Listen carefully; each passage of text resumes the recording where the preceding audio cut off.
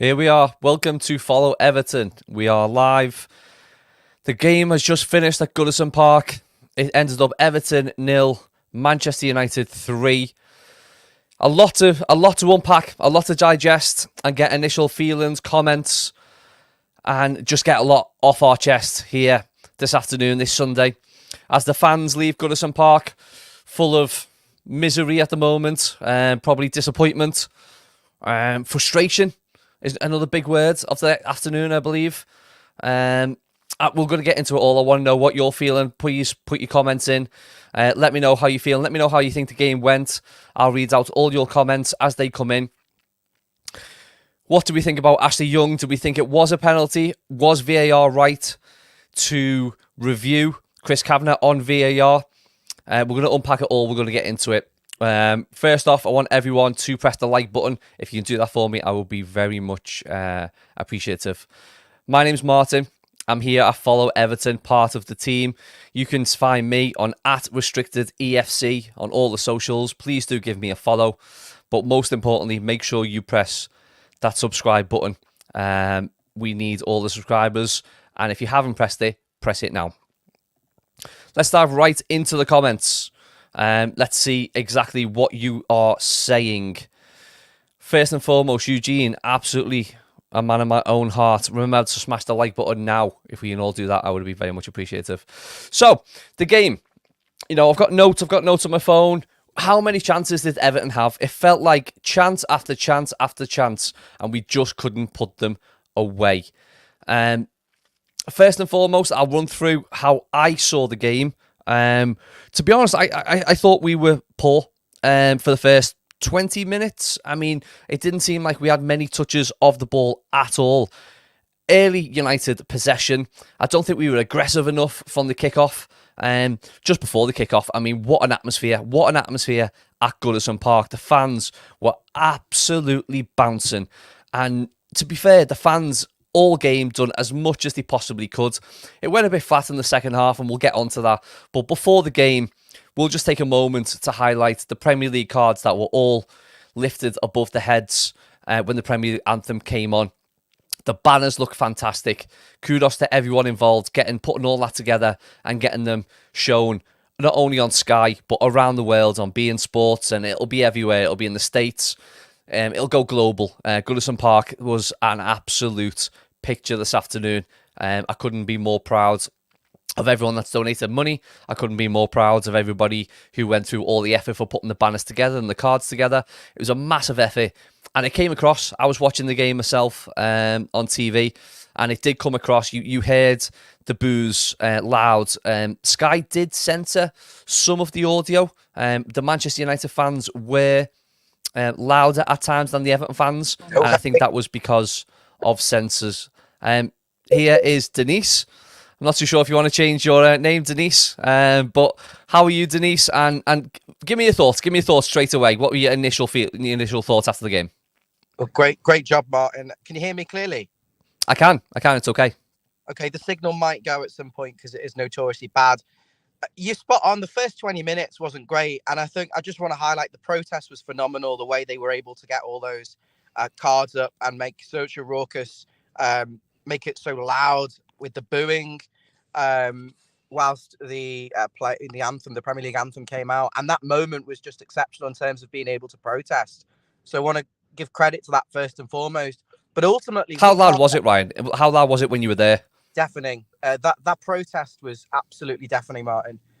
But what I would say is we can't get lost in the 10-point deduction to the fact where it derails our season, because mentally the players are affected, mentally the fans are affected, and it derails our season. So we're losing games because we're not getting points back from the loss today. We might get the 10 points back, but we won't get points back from games we lose because we're so badly affected. And as JR says, it adds pressure.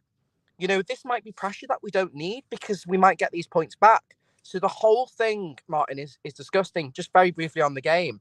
So many chances after that first 20 minutes. Decore, edge of the box. Calvert-Lewin with 3 soft headers. McNeil off the line. There was another one in there as well. And at that point, you're going to come out and get punished. And United did. The penalty, for me, he looks like he's tripped him. very gutted because that just killed the game off. And then the third goal, Tarkovsky's flat-footed, but it's a little Well, there's bit sickening. so many comments coming flooding in at the moment. We will get to them all. Let's look at the game first and foremost. Like we said, the first 20 minutes, Everton on the flat foot, not aggressive enough, didn't come out, wasn't fighting as they should. But we just have to comment on the goal first. The first goal for Manchester United, Garnacho scores. What a goal! What a goal! I thought maybe we could have done better and stopped the initial cross, on Manchester United's right-hand side, on Everton's left. It was Rashford playing a little 1-2, little ball layoff to Dalot on that left-hand side, Everton's left. And I don't think Mykolenko knew where to go, to be honest. He was caught in between the two, in between Rashford and in between Dalot. McNeil didn't really track back enough to give him the assistance he needed. So it was poor, to be fair, for Everton in terms of not stopping that cross. But when the cross came in, I don't think anybody in the world would have predicted what exactly was going to come next. I mean, just what was that like live watching that goal? I'll be honest. I was slightly distracted at that moment, and to me it looked like a looping header. And then I heard it was a bicycle kick, and you can't account for that, can you? You can't. I mean, it was a really difficult strike as well. He seems to have. It wasn't just this. He wasn't stood still and then just jumped, and it was a bicycle kick. He almost backtracked 3 or 4 yards and jumped, and then it didn't cleanly catch his foot. It maybe just came off his ankle at the top of the foot. But either way, it was just looped in the top corner. Jordan Pickford didn't have an absolute chance, and already. He didn't have a chance. 3 minutes in, I mean, it was a terrible, terrible start, but 3 minutes in, and we're 1-0 down, and it's possibly... Did that deflate the Goodison crowd live, or were they still up for it?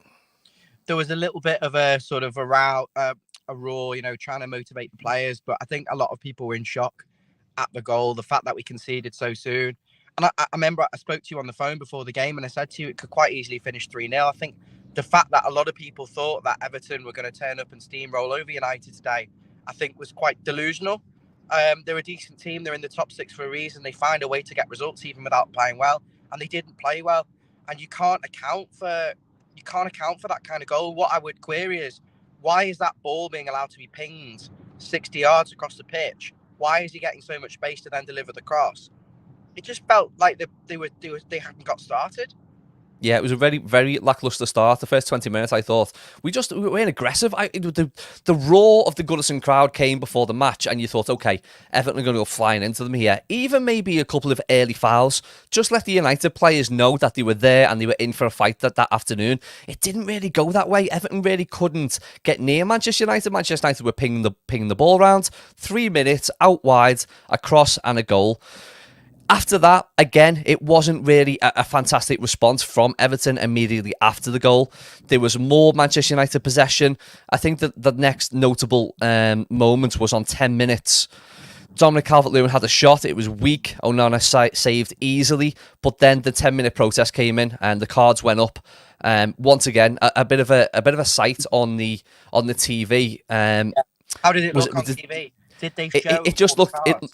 They did show a lot of it. I don't know if did the Manchester United fans take part? Did they hold their cards up?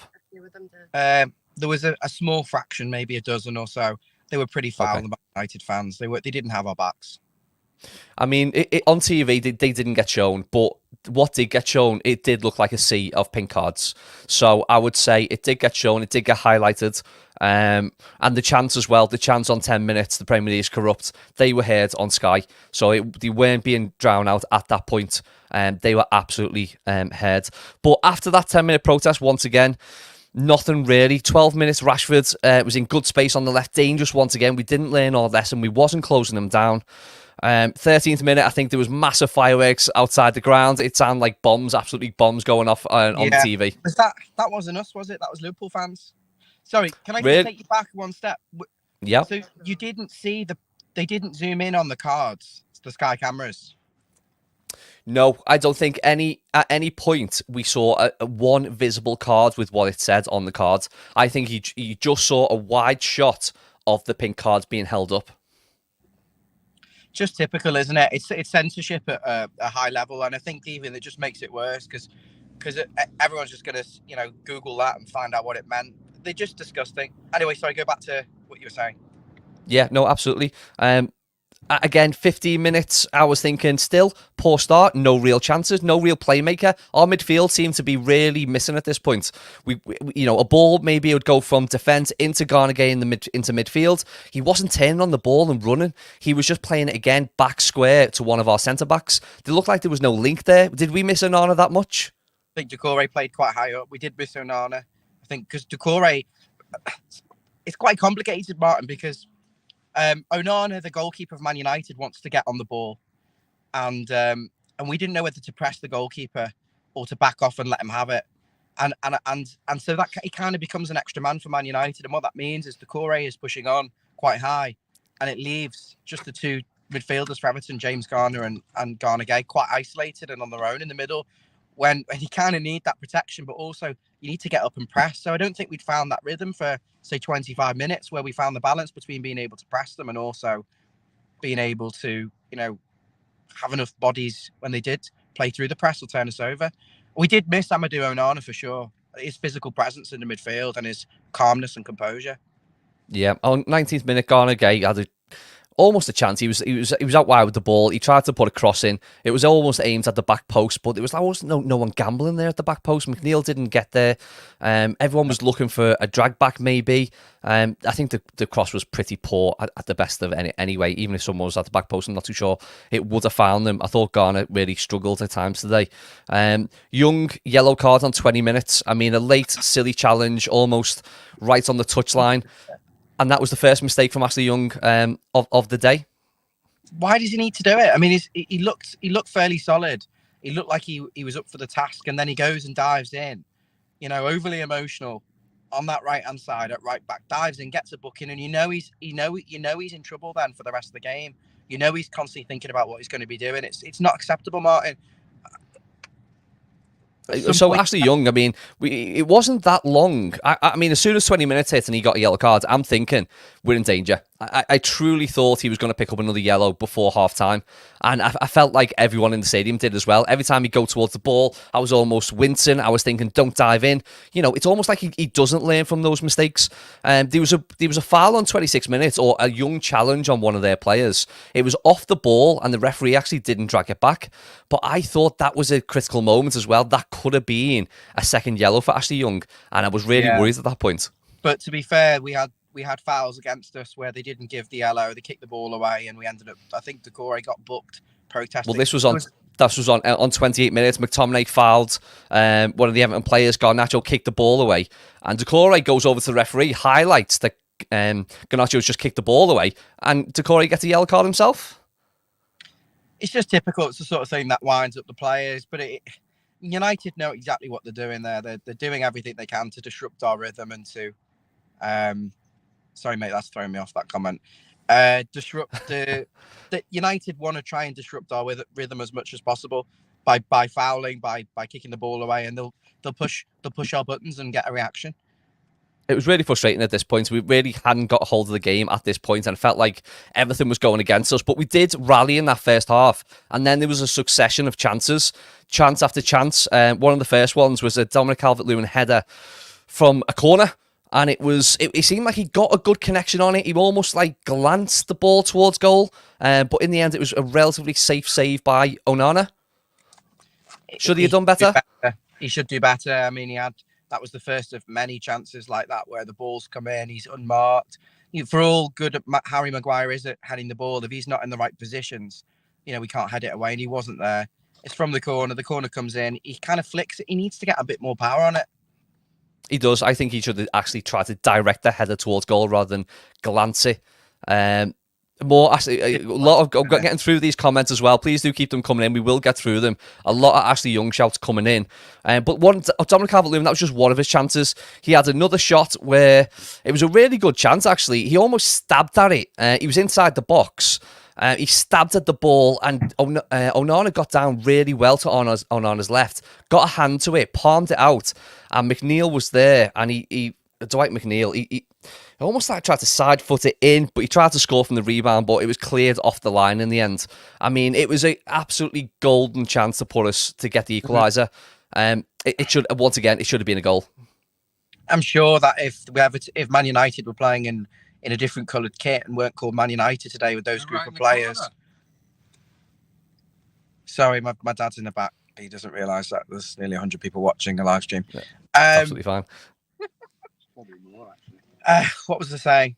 It's okay. We'll move on to McNeil. McNeil once again got the ball in 32 minutes. He should smash it in. Should smash it. Should just put his foot through it. He should just hit it in. And he's trying to be too clever. And as I say, sorry, my point was if they were playing in black kits or a different coloured kit with a different name with those players and that performance, Everton win. Playing against the name, playing against the brand, playing the occasion is what cost us because he panicked in the finishing. Away from home, even we score them. He should score that. He absolutely should, and it seemed like a succession of chances, chance after chance after chance. We were really on top at this point of the game, coming towards about the half-hour mark just after. And McNeil, once again, out wide, crossed it in, and Decore had a fantastic opportunity from inside the box. He opens his body up, takes it on his right foot, but puts it wide. Once again, absolutely should hit the target for you. There's a lot of pace on the cross. It's a great ball, but is he panicking? Is he rushing? He could have took a touch and finished, but how wide was it? It literally looked like less than a foot from that right post. I mean, it flashed the post, but from that angle, I'm thinking he's got to hit the target. He's got to work the keeper from there. Gutted. And to be fair, Decore he's our top goal scorer at the moment, so we can't go into Decore too much. He didn't have a host of chances today, but definitely one you would expect him to do better on. The thing is, obviously, with the keeper being so big for Man United, I wonder whether they're trying to overly complicate the finish to make sure they get it around him, when actually he's not that good of a keeper, and we would have scored 3 or 4 there if we could hit the target and just keep it away from him slightly. A comment here by JR. Pressure these players have shown they can't perform under pressured circumstances. Do we think that's the case? Do we think the Everton players are putting these chances away when the pressure's not on? Less high-profile games? Do you think they suffer from I don't know, just a bit of a... in front of the big lights, they can't actually just finish? It's easier away from home, and I think, there's a lot of pressure at the moment at Goodison, and I think there is an impact of it. That's why I said the mentality can't be affected by what's going on, because I think it is. I think it was today. Well, Decore was on a yellow card. He also made a foul on 35 minutes on Shaw. And on commentary, it was really interesting. Gary Neville, this was Decore's first foul, by the way. He picked up a card early for dissent. But almost when he just went in for an innocent foul, there wasn't really much in it. Gary Neville's shouting on the commentary, he's being booked.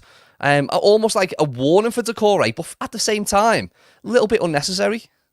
Was there any worry that Decore was going to maybe pick up another? I thought, because he's so important in the press. Is he going to get overly zealous and get another yellow card? That was a worry between him and Young, but he got away with it, and he didn't have a great game, really, Decore, today, did he?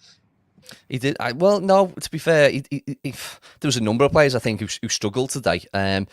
Again, before half-time, Ashley Young crossed. Dominic Calvert-Lewin had another chance. He headed over at that point. Garner Gay had a chance. He was almost off balance, and he sliced it, and it went wide to the post, well, high and wide. I mean, Garner Gay, I know he scored in a previous game, but his finishing this season has been absolutely woeful. That's the one. That's what I said you at half-time. There was 5 chances, and that was the Decore one that's narrowly wide, the 3 headers, the one from McNeil off the line, and then you've got the Garner Gay one from 6-7 yards out. He just needs to put his foot through it in the direction of the goal, and we score. It's an unacceptable finish for someone earning £120,000 a week. At half time, we had chances to be. The thing is, the first 15 minutes were not good, and then we had 30 minutes where we had enough chances to win the game twice, and we didn't take those chances. Well, half-time came, and I'm thinking, how on earth haven't we scored? I think every Evertonian was thinking the same thing. We should have scored at least 2-3 goals, maybe even more. How we went in 1-0 down, I will never know. I mean, the XG at half-time, Everton was 1.15, United was 0.04. It just shows, even though we didn't have a fantastic... We didn't have a fantastic start, Everton, for the first 20 minutes, but it shows how Everton came back into it. And he certainly did come back into it. He showed the chances just before half time. Really disappointed that we only went in 1-0 down. We could have been leading at that point. At half time though, Ryan, what was the feeling amongst yourself and the people at the ground? Did you think we can get back in this? Bit depressed, I'll be honest with you. The cynic in me thought we were not going to get a goal, and just because it's a lot of stories in football, the fact that we score the goal, they score the goal, we feel hard done by with the chances we didn't score, and I just thought it's one of those days. If we didn't have bad luck, we wouldn't have any luck. I'll be honest. I think people, the other part of me thought maybe we'd come out and eventually get the goal with how we've been playing, but the cynical side of me was thinking, you'll get punished if you don't take your chances, and we ultimately did. At half time, I was thinking Sean Dyche was, early on the first half when I was watching it, I'm thinking Sean Dyche needs to give them a rocker here at half time, actually remind them what this game means to the Everton fans, and show some intensity and show some aggression. I don't think he would have gone with that half time team talk because we had so many chances just before the break. Do we think what do we think he's saying at half time in the dressing room there? Yeah. What are we saying Dyche is saying there at half time? Is he saying to the players just more the same, we will get a goal, or is he trying to change 2 or 3 things there? I think you say to them, keep going, do what you're doing, because you've done quite well. You've come into the game, you've had chances, you just need to take your chances. And I think he wouldn't have asked to change too much tactically. I think Man United, they would have said, you need to stop the spaces, you stop being too reactive to what Everton are doing and panicking. I think a lot of Ashley Young comments in here. We will get to them all. I think this leads us on to the second half. I mean, I expected Everton to come out second half absolutely flying. It didn't go that way. It almost like it was a reset and it was back to we're back to the beginning of the game again. Everton, for me, came out with no aggression, no intensity. I thought they were poor again for the beginning of the first half. Once again, the problem was on 51 minutes, Ashley Young, Martial runs through the Everton defence, and Ashley Young brought Martial down. It was on the edge of the area. Martial goes past Ashley Young, and Ashley Young just puts a foot out and puts his hands up like, I haven't touched him, and you can't prove it because I haven't touched him. The referee, interestingly, gives Martial a yellow card for diving. Now, I'm ecstatic at this point, but straight away on commentary, Gary Neville says, that doesn't look like a foul. Martial has got a history of diving, but he didn't think it was a foul. Replays then showed Ashley Young did put a foot in. Your initial thoughts, Ryan? Did you realise Ashley Young had put a foot in? Yeah, I don't know why I'm so zoomed in. Am I really zoomed in? No, we can see you in the surrounding, so it's okay. Oh, something weird. Apparently, my other brother's trying to get in on the post match and hasn't got his login or something, so he's trying to get in. Okay. It looked to me like he stuck his foot out and he's tripped him. And then I thought, hang on, he's dived here. He's not touched him. But as people are saying in the comments, it was a stone wall. And I know the VAR. And I thought, you dickhead. You absolute dickhead. And then someone said, it's a pen. And as the comments are saying, it's a pen. So I don't know what we can do about it. But for me in that scenario, Martin, the reason I'm annoyed, there was a couple of fouls in the build-up. I think it was our left back who's on the floor. We continue playing on. The foul isn't given. We're caught with too many numbers up the field. And then it's disjointed. I think it was Tarkovsky, and we're trying to get back. And then he just sticks a leg out. And it's, for me, Ashley Young, he shouldn't be playing football for Everton anymore. I've had enough. 14 games, 15 games. I've seen enough. He's finished. But get rid. I mean, why is Dyche still picking him? I personally can't understand. Nathan Patterson was on the bench. Seamus Coleman's back fit again. Why is naturally, well, not naturally, but as of late, a left back playing at right back when we've got 2 right backs on the bench? Peter Duggan thinks it's not a penalty. He says Ashley Young, clear as day, pulls out of that challenge. Martial through himself. It wasn't a penalty, but then you've got others saying it's a complete stonewaller. So, personally, for me, it was a penalty. I think Ashley Young was rash. I personally think it was A mistake from Ashley Young. Another mistake from Ashley Young. I think he was lucky not to get another yellow. Maybe that's, double bubble, and that's what they don't do anymore. But I agree with some of the comments. Ashley Young is a liability for Everton right now. He brought Martial down. It was a penalty. It went to a VAR review. The VAR, Chris Kavanagh, on this occasion for the match, decided it was. Are you happy? See that one on my screen, Ryan? Looks like a little bit zoomed out, and there's black in the middle. Yeah. Are we happy with that one? So Chris Kavanagh on VAR, he recommends the referee to go over to the side of the pitch and have a look. And we all know what's happening at this point. We know it's a penalty going to be given. The penalty was given. Ashley Young escaped any further punishment, and then almost Fernandez picked up the ball. Flash the original for me, Stonewaller. The Blues he pulls out when he's already made contact. JR, it's a Stonewaller, and he should have been sent off. Now, I don't think they do that now because it's a double punishment. Isn't that what interesting here?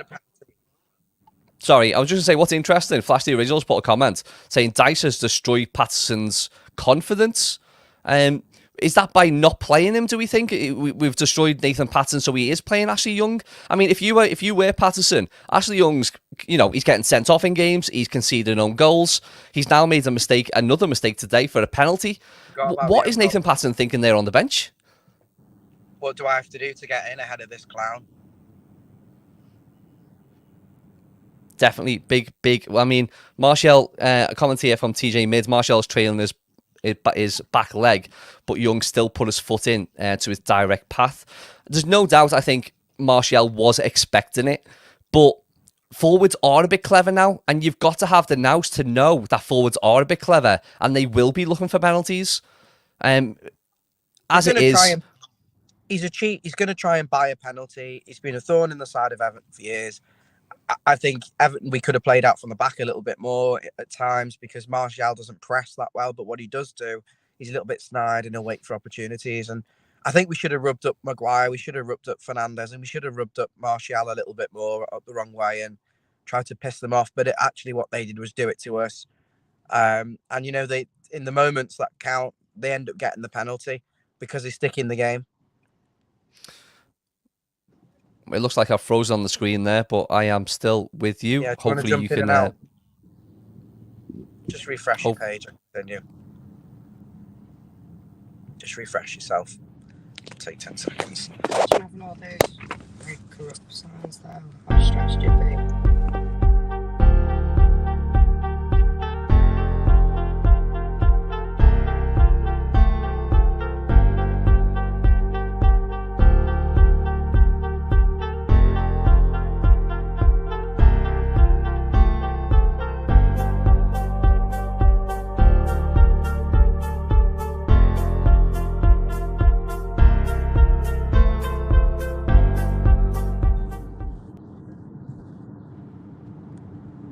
Back. Let's try and get Martin back in. Oh, here we go. Hello, that's working. We're also going to make a substitution in a moment. It'll be me out and Stephen, who you spoke to. Good. Before. Not that we don't value your opinions, Ryan. So it'd be good to get a new opinion on it. But overall, on the game, then, as you come to the close on today's show, what are the thoughts? Where do Everton go from here? Was this a must-win game, and where do we go from here? It wasn't a must-win. We've got 24 more games. I think the thing what's piling pressure on is that Luton are winning. Luton won their game. We're in a battle against Luton, basically, for 17th. That's all we need to look at right now. The whole season could be thrown out of place because of this points deduction, only to get the points back. How many games will we lose because mentally we're not there? And it will all be in vain if we get the points back. So we need to try and forget about the table and just try and win a few games of football and do better than Luton, and we'll be fine. But I have to be honest, I am frustrated with today. 15 minutes, poor performance, come back in, should take your chances. We wouldn't have this conversation had we scored a couple of them in that first half, which we deserve to do. And then if you give away stupid penalties, you get caught out flat-footed for the third goal, as Tarkowski did, and you don't press the ball and you don't follow the run, what do you expect? And going to sub me off for the rest of the stream just to get another voice. Martin, you're doing absolutely fucking fantastic. Make sure nice one, Ryan. Martin as well. So Steve's coming in. He's in the back of the car. I'm in the same vehicle. Steve, Hi, Martin. how are you? I don't often leave the game early, but this was one that kind of needed that. Yeah, I mean, sorry that I left early. When did you leave, Steve? What on what minute? Around 80 minutes. And why was that? A lot of people left after the third goal, which went in around 75 from memory. And we're not getting that. We're not getting anything from this game. There's still loads and loads of traffic, as there always is. So you don't really beat the system. But what it is I think you've been here before. Is there's a certain look, you can either sit there and it's like suffering, and it is cold, or you can just make your voice heard by leaving, and you have that kind of I'm fed up, and I think by leaving sometimes you do kind of you have something to say, and you're not sitting there watching Everton hopelessly getting anything. I know Mikalenko hit the bar, and that kind of summed up the day, really. For me, I had a bit longer than Ryan because he went straight on the stream to think about this. I think really what killed it off was the penalty, but we did have chances. So many chances in the first half. A lot has been said already. I had a fantastic view of the United goal, and I don't think you can mitigate a goal like that in any circumstances. You can't blame. Yes, the defender on the overlap was caught out. The ball comes in, but my God, I mean, the Sky cameras were comparing that to the Rooney goal against City. You just can't. It's a bit harsh to say he didn't connect it brilliantly. It's a bloody fantastic goal. I think the only other goal that I've seen that's that good was by Juninho in the Gladys Street. I mean, it's got to be in the top 5 Goodison goals in the last 40 years. Come on. Do you think? Do you think we could have done better in terms of defensively? Could the defender have got tighter on him because he seemed to have a lot of space in the box?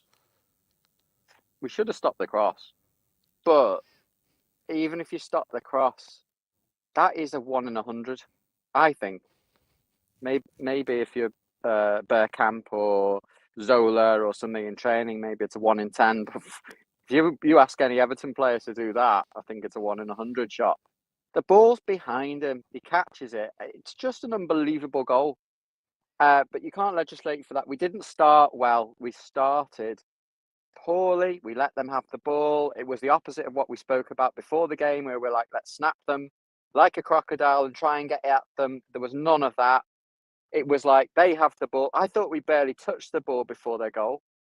And then, of course, we're up against it. But, after about 15, 20 minutes, we started to get into the game. And I think it's been said about the number of chances that we've had.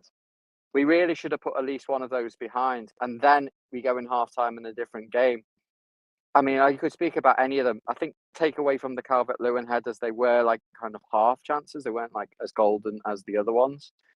We should have gone in at least 1-1, and I think that's been reflected in the comments so far. And then, the penalty kills off the game, really. Just what could we have done? Should Dyche have made a change earlier? Because he didn't make a change until around 70 minutes. I mean, the game had gone by then, hadn't it? It had, but I was, Beto. We spoke before the game about how the bench was a bit weak. There's no Beto. I think they missed him, and obviously Onana would have probably added something else to the flexibility of that midfield and the box-to-box nature of it. Just didn't gel. I mean, sometimes you go to the game and, you can get up for it and you can think we're going to do certain things and just doesn't work out. And this was one of those games where United were kind of cohesive as a unit. It felt like they were actually put on a decent performance, galvanized by that first goal. But even from the off, they looked really with it, focused. Everton didn't.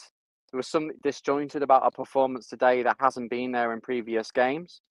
I think that we could have probably made a substitution earlier, but I think at 2-0, there's an element where you don't want damage. There's damage limitation. Goals could come into it.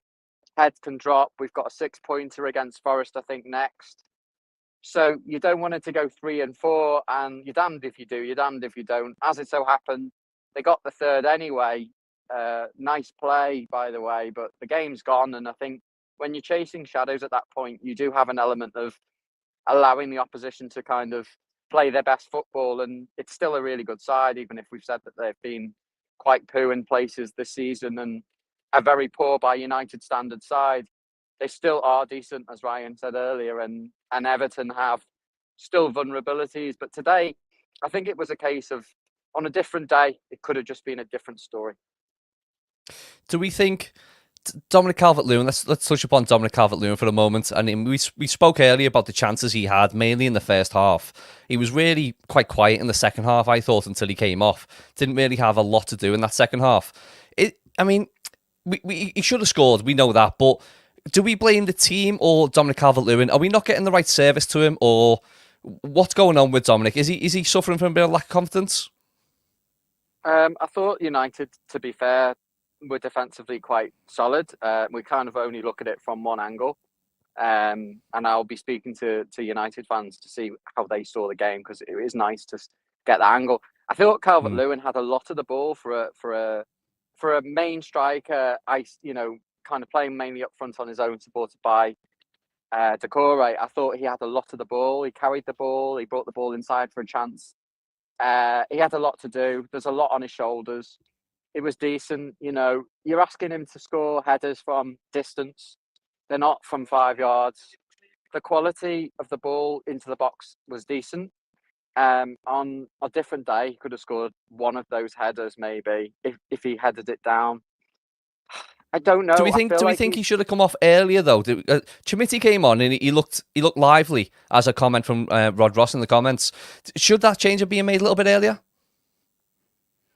Perhaps, but I think you keep your player that's going to get you back in the game on the pitch. I mean, obviously under different circumstances, better would have come on. I mean, I think Calvert-Lewin kind of needs a bit of a foil at times, and there's an element where if you're on the other side of this, you're building up to an Everton Man United, and you're on the Man United. You look at Calvert-Lewin and go, look, he's the main threat. He's the main player. He's played more minutes.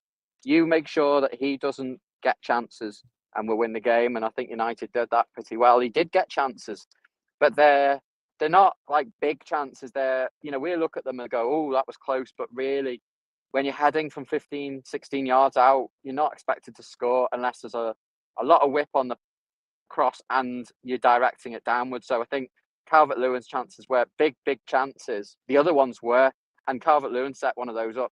Decore should have scored. I mean, as I said just before, we really, even irrespective of Calvert-Lewin, we should have gone at least 1-1 in a half time. You won't see that many chances in a game at Goodison in a whole game as 15, 20 minutes in the first half. It's frustrating when you don't put one of those away. It's too good a league to go that far without. I thought Harrison didn't have his best game today. I mean, he looked lively. He works hard. It just didn't come off for him today. Did it? It almost looked like he was. I know that old cliche of trying too hard, but was it a case of trying too hard today? He didn't, Martin. He didn't have a brilliant game, but they got really close to us. I mean, again, we're looking at it through very blue-tinted lenses. United were marking us pretty well at times. So when we did have the ball, they weren't giving us any space.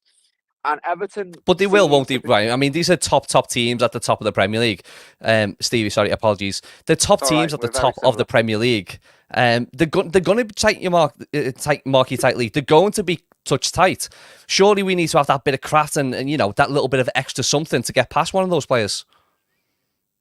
I think we should. You kind of need that. There's an element of some of the play was predictable. It's better than it was last year, but there's elements where you can predict the next pass, and that's where Everton maybe lack that cutting edge, that incisive pass. That whatever it is through ball. Garner wasn't on top form today, and you kind of need him in the centre midfield to thread the ball through.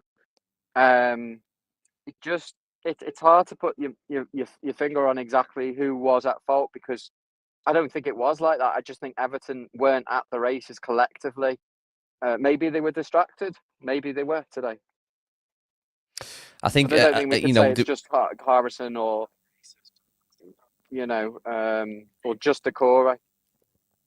Do you think Jack Harrison starts the next game, or do you think we should be bringing in the likes of Danjuma? I mean, Danjuma, for me, he's very unlucky not to be starting games.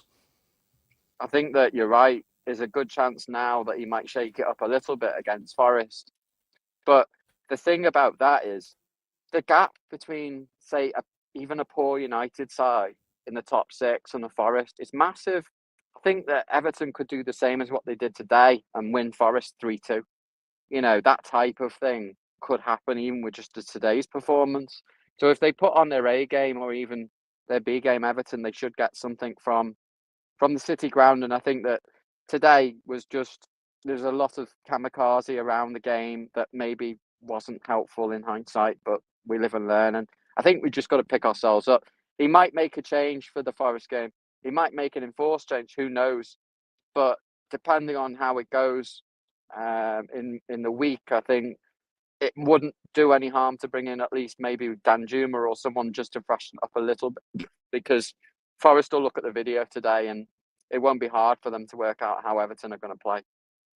I mean, I personally think a number of players, it's easy after a defeat, isn't it, just to say, we're not playing well, and Harrison hasn't, done anything today, and McNeil looked a little bit off. Of course, McNeil came off on about 70 minutes or so. Dwight McNeil, I mean, where are we with McNeil? He's not probably recaptured his best form from the back end of last season. He has picked up a little injury here and there this season, which may have... He's not really in a fluid moment in terms of good form. Once again, what does he just need a goal? After a goal comes, will he just get that bit of extra confidence? Perhaps, but collectively as a team, you have to realise that we've still won 5 out of 8 games, and yes, some of them were in the cup. And I think McNeil probably would have played a little bit better if we were more in the game. I think he became more disinterested. I think it was a hard game for him. They did mark him very well, to be fair. And they saw him as a big threat, and he just got less and less effective as the game wore on. And I think he seems to be a player that seems to almost be better on the counter-attack. And so when there's an expectation that Everton might have some of the ball and all of that, doesn't get the space that he can be using to be more effective. He's not hit the heights that he did. I think that performance for me that stood out was the Brighton away game. But he's not the player that's kind of at fault for today. Like the comment says from the Blues, McNeil put one right on a plate for Decore and he scuffed it. So if that goes in, we're talking about what a great pass from McNeil, and he's got an assist. Yeah, no, it's a good point, and it's fair. It's fair comment. And the thing is, if we go in 1-1 or even 2-1 up, those players are galvanised by the confidence, and the confidence is a big thing. But you start going 2-0 down, and it was a long way back from Everton, that 2-0, just because they hadn't taken the chances, so they were never getting back in it. And then it starts to make good players like McNeil look poor. This comment from Rod Ross, I think, is hilarious. I think Dan Jaffa needs a run. I mean, if anyone knows who that is, give me a bell, and we'll see if he's any good. Dan Jaffa. McNeil needs a rest or a kick up the backside as well. That's another comment. He's going to get a run, right? Hey, McNeil was awful and so predictable. Can you talk about that? I think we've just covered that. That was a comment from James M. Another comment from James M. Harrison also was so poor. They double up on Harrison and he makes everything look so obvious. I think that's where we struggle, don't we? Pace on the wings. Harrison, McNeil really can't put the ball past the player and take a player on. It almost looks like it has to be a 1-2 or a pass around. Andre Hizzy saying that's deflating. I mean, should it be deflating? If we're sat here and let's just say we hadn't had a 10-point deduction, would we be that deflated by losing at home to Manchester United 3-0? Does it feel so much worse because of the 10-point deduction? I think we might have said similar comments to what we said today, because the expectations have got raised a little bit. We actually started to talk about the top half, which is something that we've never really talked about on this channel because it was founded during a relegation battle and it just continued forever. So I think that Everton fans became obsessed with how far we're off the top half and things like that. Now the pitch has changed. It's very much about whether we can survive. So that 10 points thing has changed the goalposts in terms of what we can expect from the season, because it is the difference between top half, bottom half, whatever you want to call it. I just think we probably would have been flat anyway. We get so many people on when we get any defeat, but 3-0 at home to any team whether it's Man United, Liverpool, or even Forest or Burnley or anyone for that matter.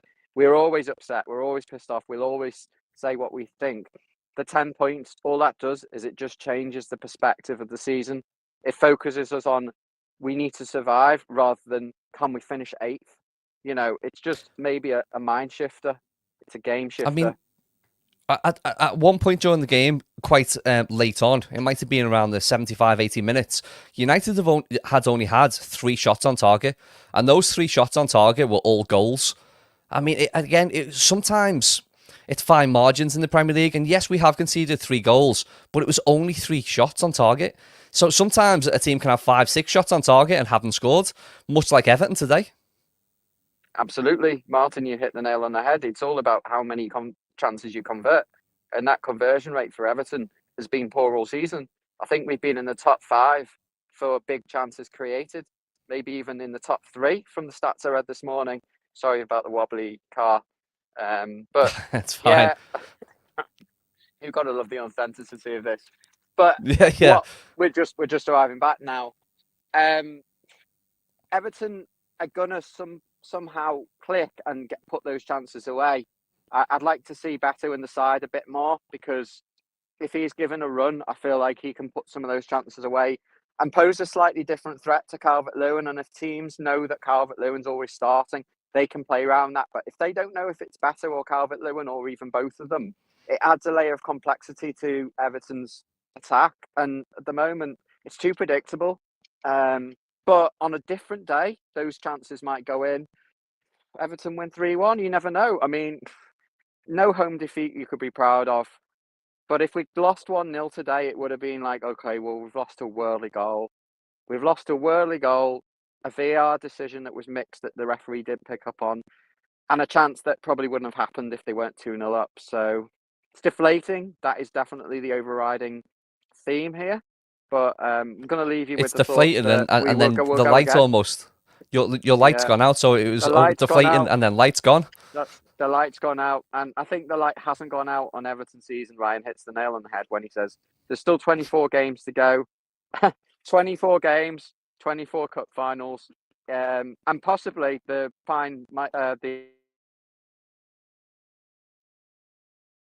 Well, you seem to have dropped out a little bit there, Stevie. Please do let me know when you need to jump off. We're going to stay on for a little bit longer. We've got lots of comments coming in. There's a couple of more things I want to touch upon as well.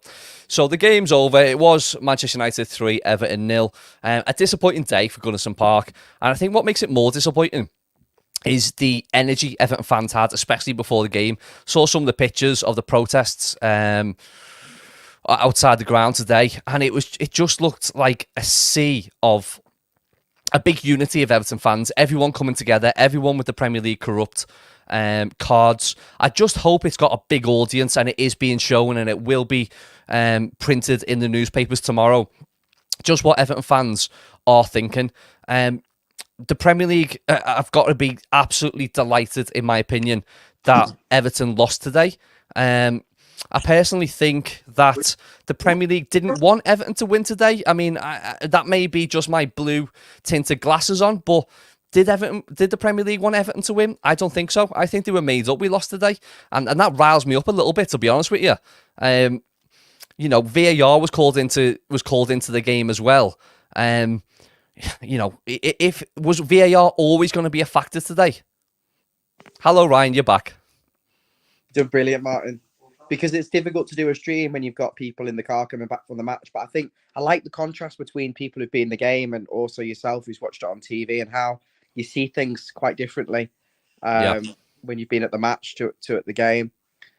Yeah, I think referees, that they want to be the big I am. They want to be on show.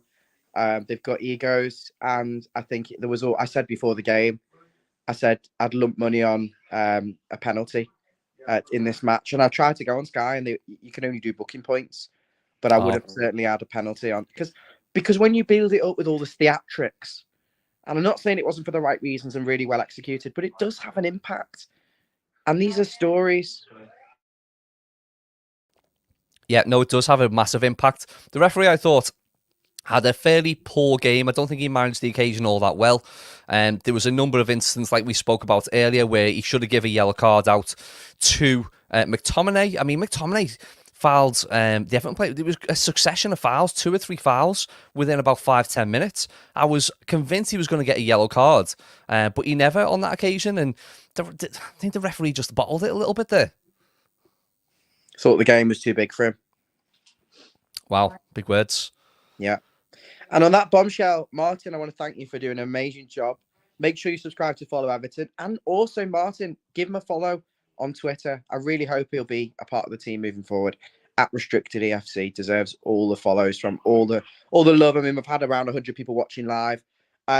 Martin, by all means, if you want to wrap things up, you can do, but you can sit with the comments, or I can turn it into a mini phone. And if you want to get some people on and see what happens, it's up to you. I mean, I'm good for time. So if you're good for time, I'm still available for a little while. So do you want me to put the link up, or do you want to do just yourself? Yeah. Put the link in. Let's get it going. Okay. Good luck and have fun.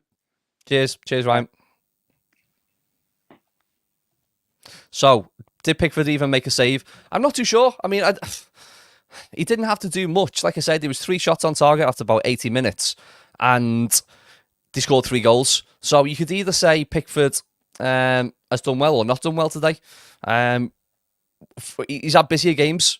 He's had busy games where he hasn't conceded many goals. The referee was poor, as Ryan said earlier. I think the occasion got to the referee. He didn't particularly handle it well. It seemed like everything was going in Manchester United's favour. It was quite frustrating, to be honest with you.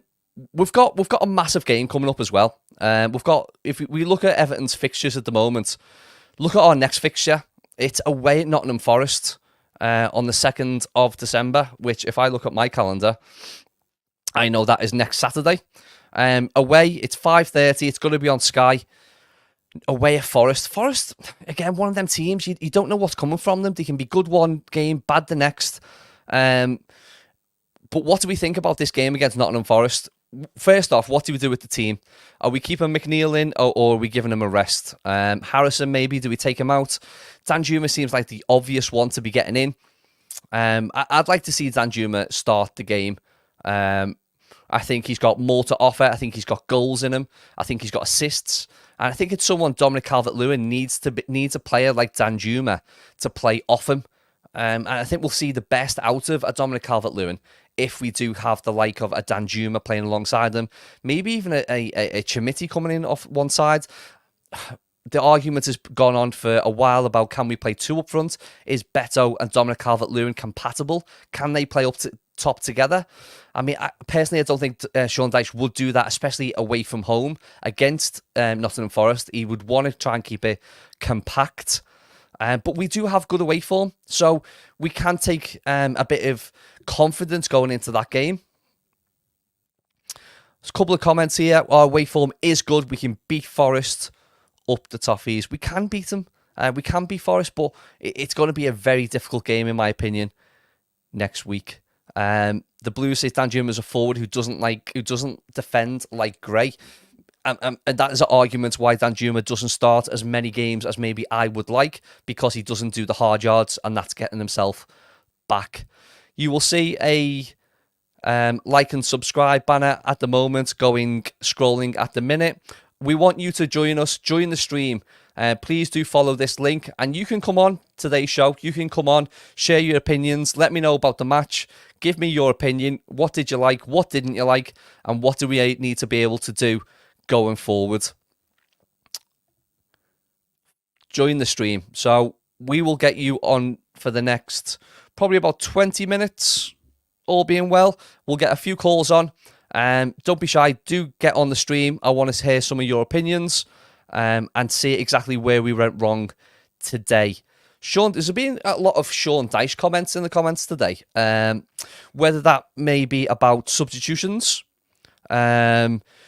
Substitutions maybe are not good enough, or they haven't come early enough in games, and that's where we struggle. Some even comments about Dyche out I've seen on social media. Is Sean Dyche the right man for taking us forward this season? Number one, keeping us up, getting out of the relegation zone and getting us enough points to keep us up. And 2, after this season, is Sean Dyche the man to then take us forward, to build upon our success of staying up, and then can we move further up the Premier League table with Sean Dyche? McNeil isn't defending. Another comment comes in. We've got a comment, Dyche is 100% the right man.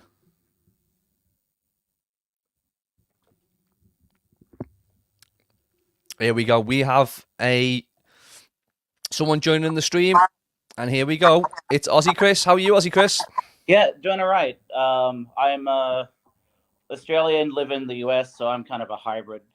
You guys were talking about on the Sky coverage. You said you couldn't see the placards at all, like the pink one. Yeah, they fair credit to them. The USA channel that covers over here, they actually zoomed in on it and covered the 10-minute protest pretty well. So, what were the comments surrounding that? What was the commentary above it? Well, they was on the replay afterwards, but I was on this channel, so I couldn't hear what they said. Right, okay. They have Tim Howard will sometimes come on, and then there's two ex-players called like the Robbies will talk about it, and they were definitely on the pro Everton side. So it's not as pro Premier League monolith as it could have been. So I'll take that. But what about the game, Chris? So obviously, disappointing result. There was a lot of hype before the game. Before the game, did you think we were going to get a result against Manchester United? I was hoping for 2-0. I may have been in that optimistic. They're not playing that well. They're getting lucky results. Onana was out. Højlund was out. But the players came back, and our belief that Maguire isn't any good, I think we got shown up a little bit. Maguire covered everything. Shaw coming back, they looked really good defensively, at least at the beginning. There was this game of they had a press that worked again, like we couldn't press them effectively, and they were really composed for the first 20. Then we beat their press, and that's when we had our 20 minutes. And what I was saying on the chat here is I think our biggest problem was that we couldn't. They counteracted what we did to counteract them at halftime, and then our way in was only on turnovers. It didn't seem like either wide deliveries, Harrison runs at people. He sometimes bundles through and was successful, but without having any kind of clinical passing through the middle, Garner Gay made some efforts, but he's not reliable passing. Garner didn't pass well enough for me today, and I think the moment snapped him up a little bit, like he would recover from a bad pass, but then the play is over. McNeil and Harrison couldn't cross that well. So all we were really relying on was turnovers. Very much how United like to play as well, where they want to get the ball off you. And if you're down 1-0, how do you do that? No, exactly. But what about that first goal from Manchester United, Garnacho with the overhead kick? Is that probably one of the best goals of the Premier League era? I mean, there's so many. I mean, it just felt like the new Rooney goal. The one, and maybe Young could have got closer. Yes, maybe Mikalenko could have stopped the cross, but it was early. They were doubled up on the right. Then that crossover, it was behind the play. What defender's going to overcommit and then not be goal side defensively, even if Young wasn't close enough? How are you defending a ball that's flying away from you? I don't know if you can. Maybe we're giving Young crap everywhere else in the match, but on that case, I don't think there was much he could have done about it, sadly. What about Ashley Young then? Let's move on to Ashley Young. Performance today, thoughts, and has he got a place in the Everton side going forward? I don't think he should be in the squad. So it was a mixed bag though. He has been pretty poor going forward, but he had like 2 or 3 crosses that were actually good today instead of never being the first man. He's not on set pieces, fortunately, right now. He did link up okay with Harrison, but there was a lot of he overcommitted to challenges. Garnacho was probably having one of the best games of his career. So Young being too old, should have more wits about him. And it's been a few times now. He's meant to be the composed, mature. He's been there, done that. Stability defensively, keeping your shape, knowing when to commit to challenges. And he's looking rattled a lot. Do you blame Sean Dyche for actually putting him in the first place? Is it just a bad decision from the manager to actually put him in that position to be exposed by a player like Garnacho? I mean, I think Patterson would have done better, and I think everyone. You would have started Patterson. Mm-hmm. Yeah. Do you think? How do you think Patterson did when he came on? Then do you think he actually shown up Ashley Young when he came on? Did Patterson do enough when he came on to say you've got to start me in the next game? No. But so where's that argument then? So Young isn't doing enough. Patterson didn't do anything when he came on. But the mistakes defensively that Young are making ruin momentum in a match. You can not stand out defensively and do your job. And that was true. But you would put Patterson in, but maybe not Seamus Coleman? If Coleman's is he bench worthy just to fill up the bench because everyone was injured, but he's not really ready? He's more than grass fit, but he's not playing. I would based on Deitch's want and confidence, and Patterson is the future, but we also know that Coleman has that leadership that sometimes, right now at a time on a game like that, when we felt flat in the second half, do you think Coleman would have let that slide? I think Coleman brings an air of, for me, Coleman brings an air of confidence to the side. I think he brings a bit of composure, and he can also rally the troops. When we're not performing particularly well, he's the one that will go out there and get stuck into a player and put that challenge in that maybe lifts everyone. Yeah, when Ashley Young seems to do it, he does it at the wrong time, and it's awkward. Yeah, and potentially gets himself sent off.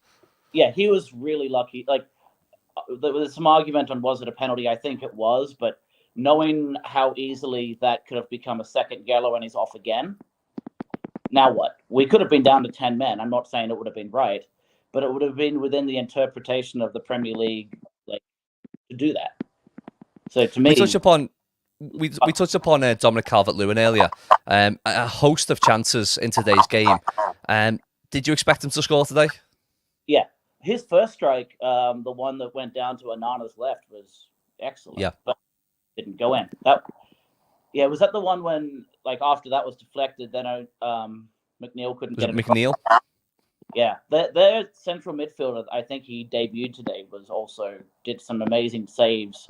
From a central midfielder to have that awareness to block on the line was frustrating, but excellent from that guy on his debut. Chris, talking about the game coming up, the game's been and gone now. Manchester United, everyone's just going to have to lick their wounds for today. How do we approach the next game? The Ashley Young situation, hopefully, if they're not going to play Patterson, we have to bring Coleman in to me. Hopefully he's actually able to. The other thing that I don't know, again, because we're away, maybe we can get away with it, but how we play, if we're behind by a goal, we need to come up with a new method here, because what we did today did not work. What's your feeling in terms of we're now 19th in the table, 4 points from 13 games now. I appreciate we've had a 10-point deduction, but do you think we can get out of this? Yeah, today, my optimism is definitely simmered today. It feels that you feel the cold of winter starting to kick in, and all of a sudden you don't feel as confident that you can do it. But the one thing that's worrying is that Bournemouth are starting to get some points together, which then means if they're starting to sneak away, then it's only Luton, and Luton found a way just the other day. So now, really, I don't feel like Sheffield and Burnley are doing well enough to stay up.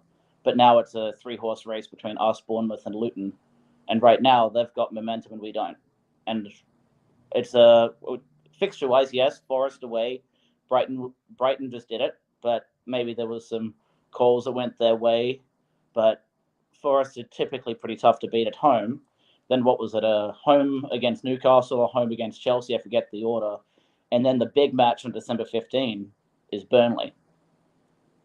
Yeah, it's going to be an absolutely a very difficult December. I don't know exactly how it's going to go, but I'd like to thank you, Aussie Chris. Thanks very much for coming on the stream. Please do keep watching, keep liking, keep subscribing, and I'll speak to you again soon. Sounds good. Cheers. Thank you. I want everyone to please do like and follow if you haven't already done that. You can follow me as well on @RestrictedEFC on all the socials. We're going to dive into the comments and hopefully get another call. The link is down here, so please do follow that link and come on and give me your opinions, how you saw the game, and how do we go forward from here. One comment just coming in saying Coleman can't play 2 games in a week. Of course, he did play in midweek for the under-21s, and maybe that's why he didn't start today. Surely Coleman should be an option for the next game. Maybe it came too early for him for just today. But we do have another caller. It's Peter Duggan. I'm going to introduce him now. Hi, Peter. Peter, can you hear me? Hi, mate. How are you? Yeah, I'm good, mate. Thank you very much for coming on. Yeah, can you hear me? Yeah, I can hear you good. I can hear you good. I'm having a bit of... No, go on. Sorry, yeah, I'm having a few tech issues here. I don't know what's going on. Mate, that was bad. That was bad today. So what are your thoughts in terms of was it a deserved 3-0? I mean, did we deserve to lose 3-0, or do we think it flatters United? In terms of the first goal, I would say we deserved to lose. I thought United got the better of us in the end. Listen, I've been saying in the comments, and I'm sure there's a lot of people who disagree with me on this. Look, I'm not a fan of Ashley Young by any means. I don't like Ashley Young. I think he's a very poor player, and I think Dyche picking him is a very bad mistake. But I am sorry, mate. I cannot agree with that penalty decision. I think it is very wrong, because when I look at it, I saw it on replay a couple of times. I was in a pub in a booth with a TV next to me. I saw it zoomed in. For me, I'm sorry, but when I look at it, Young does put his foot in. I admit that. Young puts his foot in. Yep. But he then, for me, pulls out just in time. He pulls out just in time. Martial forces the contact, sticks a leg out, and basically forces the contact and then throws himself for me. And I don't look. I'm not a fan of Ashley Young. Yeah, I think it's a dive. I'm not a fan of Ashley Young, just to clarify, but I don't think that was a penalty. As much as I'm not going to sit here and say that would have swayed the result by any means. I thought United got the better of us in that second half, and there's no way that we would have got anything whether they got that pen or not, mate. I don't think anything would have changed in terms of the result. But in my opinion, I don't agree. At the end of the day, mate, he's put his foot in because he wants to try and stop the ball from going past him, but he's fucked it up and he's gone in too late. But then it's clear as day that Martial sticks a leg out to force the contact onto him and then throws himself as he's pulling out. And I think he pulls out in time. I don't think he pulls out too late at all. I think he pulls out just in time. People can say it's a pen if they want to. I'm not going to sit here and defend Ashley Young by any means. I thought he was poor today as many other players. I mean, for me, the two players who really let us down today, in my opinion, were Harrison and McNeil, because some of their crosses, mate, were awful. I mean, Calvert-Lewin got on the end of one stop there. We'll bring in Basil. I thought he should have scored that, but for me, the crossing was poor. We'll bring in Basil as well to this argument. It's an interesting debate, this penalty. I mean, I personally thought Young made a mistake and put his foot in, and it was a penalty. But what are your thoughts, Basil? Do you agree with Peter? Yeah, I think as soon as he's made that little bit of contact, it's always going to be given a penalty. You know, United coming here, and everything that's going on, my glasses are steaming up, so I'm going to take them off. I personally looked at it first time and thought, no, that's soft. That's soft. He's gone over there. And, seeing the replay, it almost looks like Young he sort of goes in, but he doesn't really make a proper challenge. He's just like putting his foot down, and Martial almost like he doesn't divert his path, which is, I think, the reason why the penalty gets given. But it looks like he goes straight over him when he probably could have just, shimmied over and just taken the ball with him. I don't think he had to go over Young, but once that contact's come in, they're going to give a penalty, aren't they? And Dyche said, don't go to the screen. Why do we need to go to the screen? Because it's always going to be given a penalty. And he's got a point there, hasn't he? I mean, let's get Peter's opinion on this as well. Ashley Young, does he start the next game? Okay, Peter may have frozen there for a moment. We'll just remove him. Basil, Peter, Ashley Young, give us your thoughts on him. Was he lucky to escape a red today, and does he start the next game? I just thought once the penalty had been given, he had to come off. You saw what Klopp did against us that time with Konate.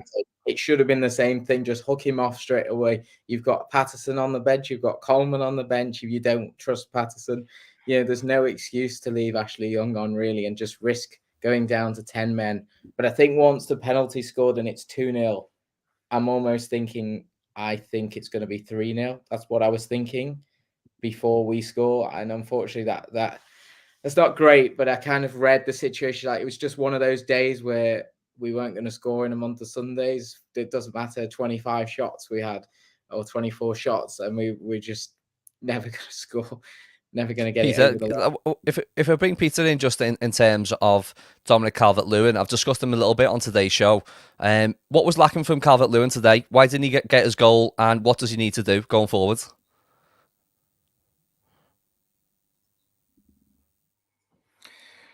For me, I think he's putting the shift in. There doesn't look like there's any fear of him getting injured again. But I think he's just a little bit... He's not very good in the final third. I think sometimes, like there was one chance that I thought he should have put away where he cut inside from the left and he had a shot, but it was... Okay, thanks. I think Peter's struggling a little bit, so we'll leave him for the moment. Basil, how did Dominic Calvert-Lewin not score today? You tell me. Unfortunately, I didn't see quite a bit of the first half because I was family commitment, so that's why I'm a bit late on here. Right. But from what I saw of his performance, I saw the game from about when he had the header in the first half, which he should have buried. I know it was coming at him at pace and it's difficult, but the player of his quality, you just expect him to at least hit the target with a ball like that, whipped in. Just glance your head, but it's almost like he was trying to force it too much. Some of his play is just trying too hard to get it to work, and things are just like bouncing, they're going wide. He just didn't have the best game, I don't think, today. I don't know what you put that down to, but you have those, don't just you? one of those days, as they say.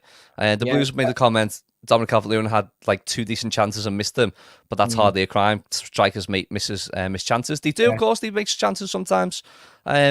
But, it's also the job to score goals. So, to be a top-level Premier League striker, there needs to be goals. He does need to score them chances, and we can be harsh, and it is harsh maybe, but he should have scored today.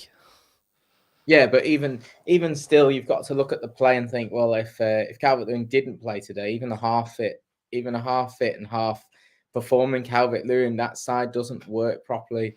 And what it does is we did get chances. We got chances for others. Doucouré had one. Makalenko had a few decent efforts. There were chances going round, and without him in the side, even if he's not going to perform top 10 out of 10 every week, is he? So we've got to find ways of scoring without him and take the burden off. And really tough criticism that Dominic Calvert-Lewin is Everton's Patrick Bamford. I mean, is that a bit too? Is that harsh, or we agreeing with that? I think that's a bit harsh. I can see just a bit in their play, but not sure on that. Yeah, no, I agree. In terms of going forward, then it's Forest next weekend. We will be back on at Follow Everton. We'll have a preview of the game at the weekend. But as we look forward now, what does Dyche need to be working on in midweek? Is it shooting practice all week long? I mean, it's interesting. I wonder what he did last time, because it does remind you of early season sort of matches at Goodison, and I thought we'd got over that. And it's a bit of a shame that we've kind of fallen into that. You can have a game like this, but you should be taking, if you've got 5 shots on target. I always think 4 shots, 5 shots on target should be at least 1 goal. If you've not scored from that, there's something wrong. So they need to look at that and think. I don't know what it is. Is it a mentality issue playing against a big team? Just sticking the ball in the net. Is it I don't know, something, just one of those things on the day? And what do you do in training? Well, yeah, you probably do work on finishing practice, but I think if they just carry on the way they have been, because they had the momentum. And I think the international break probably didn't come at a great time for us in hindsight. And you worry now that you've come into this Christmas run and whether our form just drips off, which, previous years we have had this happen. We've actually had a few years, a couple of years ago, there was one I distinctly remember us being quite good up till about now, and then we were shocking for the rest of the season. So you don't want these international breaks to curtail the progress. I mean, it's a difficult one. We do have a good away form, so I feel confident we could go there and get a result against Nottingham Forest. It'll be very, very interesting this week, just to see how it goes, what he works on. Does he bring Ashley Young? Does he take him out of the side? I'm not too sure. I hope he does. I would say Patterson has to go in, but Sean Dyche stuck with Michael Keane for so long. Does he? Is Ashley Young the new Michael Keane? This is a very good question, and I just don't think he fancies Patterson that much. And it's one of his tried and tested players that he trusts the experienced heads in that side. But you see with Branthwaite, he's a young player who some managers might not have given him a chance, and he has done. So it's not like he's not willing to give chances to Branthwaite, to Garner, to the young players. But he obviously thinks there's something with Patterson is not quite right. I wouldn't be surprised if Coleman comes back in though for a few games soon. Interesting comments. Ashley Young may have cost us more points than the commission. So I would say it's across the board. Ashley Young certainly hasn't done himself any favours in terms of Evertonians. Do you think it's going to come to some sort of head where he starts getting a negative reaction from the Everton fans? I don't know. I mean, neither of us were at the game, were we? So it's hard to kind of feel the feeling that fans were towards him. But it has been a couple of things have gone against him now, with the red card, this today, the own goal, which wasn't really his fault. So yeah, it seems to be totting up, doesn't it? The lost points from things involving Ashley Young. So it's only a matter of time before Everton fans, they'll say he shouldn't be playing. Not when you've got these two players on the bench that could be filling that position. The natural right backs, it does confuse you. And I think most people will say Patterson, won't they? Because he's the young one. He's not going to be a ready 100% made replacement. He will make mistakes because he's still young and he's really not had that much game time in his career. So, but you got to think a bit more long term. Well, it's to wrap up today. It's been a very emotional day on all fronts. The protest before the game, the emotion from the Evertonians within Goodison Park, the show of unity, the cards lifted up, the Premier League corrupt cards, the banners that were on display, the passion and the noise that the Evertonians made inside Goodison Park was something to behold, even watching on a TV screen.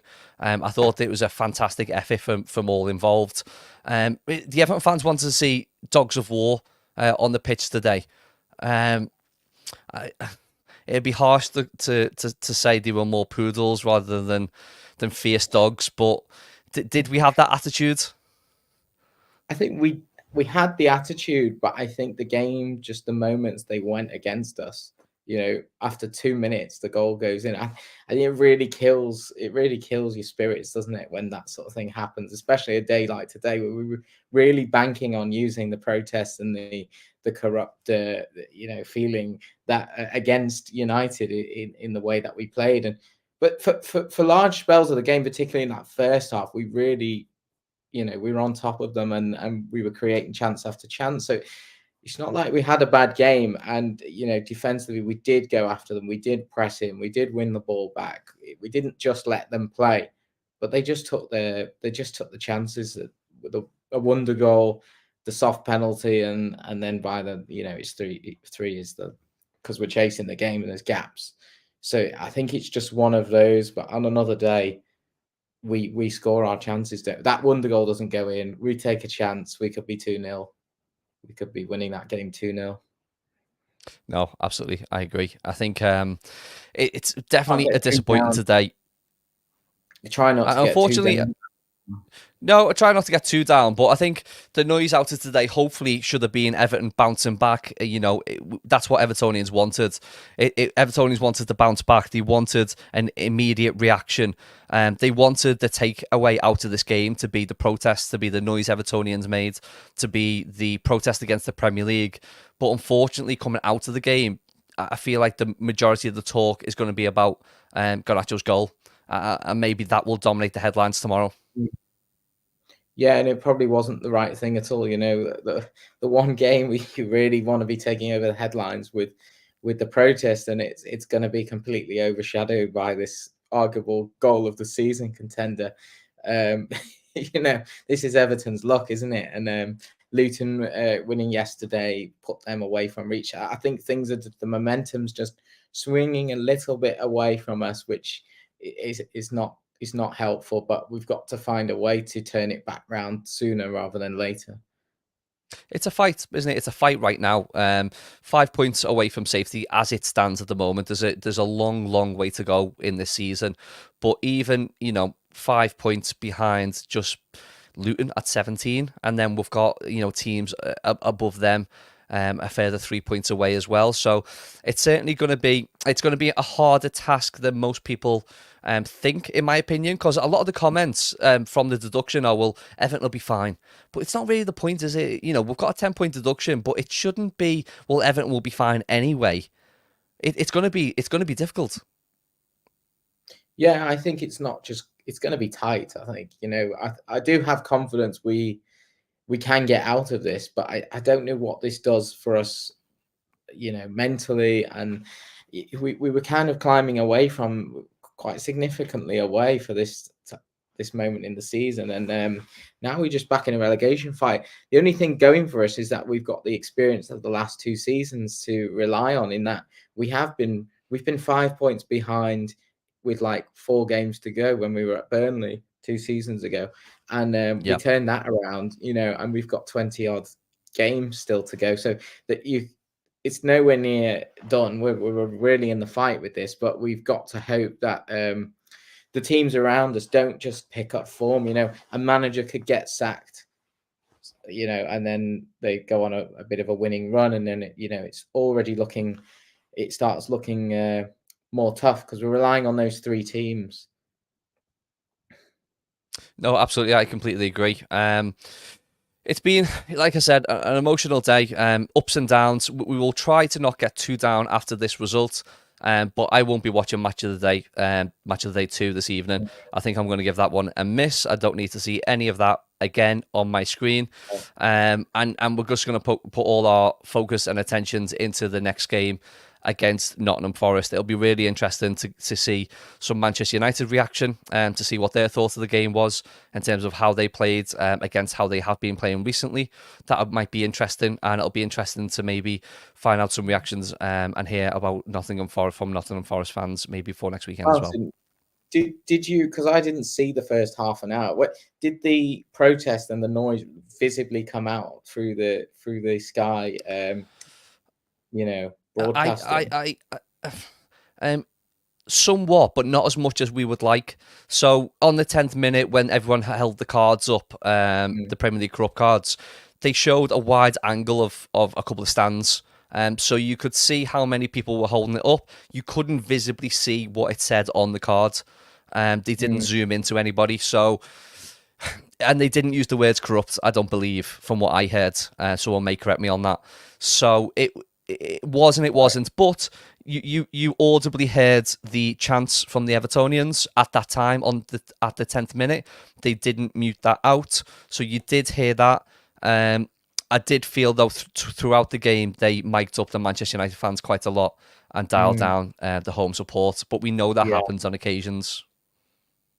Yeah, I did hear a lot of the United fans. But at that point, I was just thinking, is it that we're a bit deflated? We were there 3-0 down at home and things hadn't quite gone our way. So you can't blame the fans at that point. They did show a lot of the banners as well, as some of the comments have just come in. A lot of the banners were fantastic, I thought, before the game, seeing a picture of some of them. They did show them on the TV. And they did say, you know, the Everton fans are absolutely riled up and they're coming together and they're supporting the team, which I think was important to do. I'm probably going to wind this down, Basil, if that's okay with you. We've done a good hour and 25. It's been one of those days where it's been a mixture of emotions. Yeah, and you've done a really good job. Thank you very much. What we'd like to do, I'd like everyone who is on the stream at the moment to hit the like button before you leave the page. Also, subscribe and also give us a follow on my social media at Restricted EFC.